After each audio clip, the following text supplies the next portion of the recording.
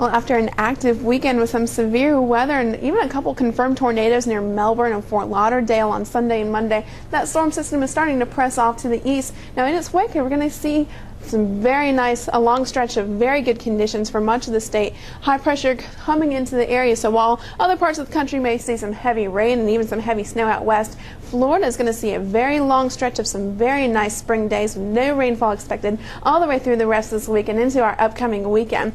Now, high pressure is going to take its time to come across the state, so it's going to linger in the region for quite some time. And so even though our temperatures will be a little bit below normal on Tuesday, about 5 to 10 degrees below normal, in your low to mid 70s on Tuesday afternoon and lows, and in the low to mid 40s for many inland areas, and then upper 40s to low 50s along the coast and near our metro areas. The warm-up is going to start on Wednesday and continue through the rest of the week.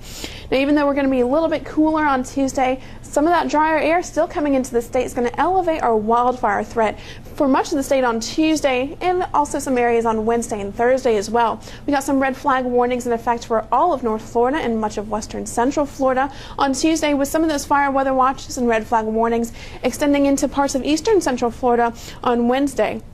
Now, our critical level for humidity is 35%, so whenever we're going to get below that threshold for a few more hours, that's when those conditions are a little bit favorable for wildfires to develop and rapidly spread.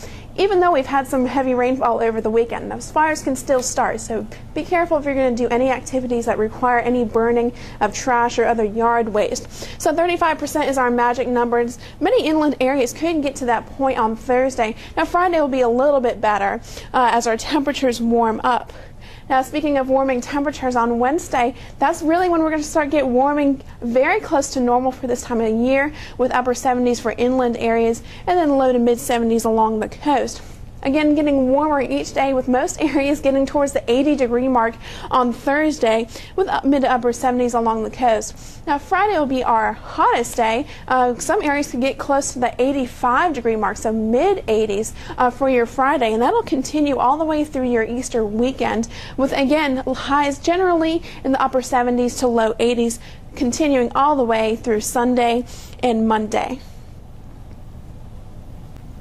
Now, our overnight lows will gradually warm up as well, still staying pretty below normal on Wednesday night and gradually warming up as we head throughout the later part of the week. The reason why our overnight lows won't warm up as maybe drastically as our daytime highs is that high pressure over the area with the clear skies and the light winds will really allow the ground to effectively cool itself and release all that heat from the day and get us pretty low during the night. However, though, Friday night, as high pressure starts to move offshore, we get some southerly winds coming off from the coast, and so our overnight lows on Friday night will be generally in the 50s and 60s for much of the state, and that'll continue all the way through the weekend as well.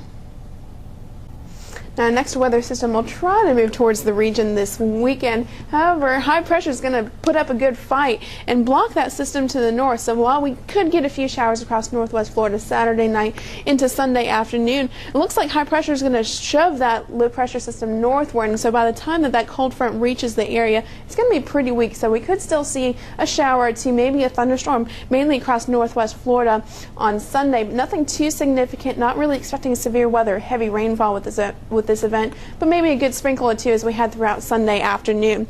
Beyond that, though, it looks like our next weather system, another series of high pressures for early next week, and our next big system comes in on Wednesday.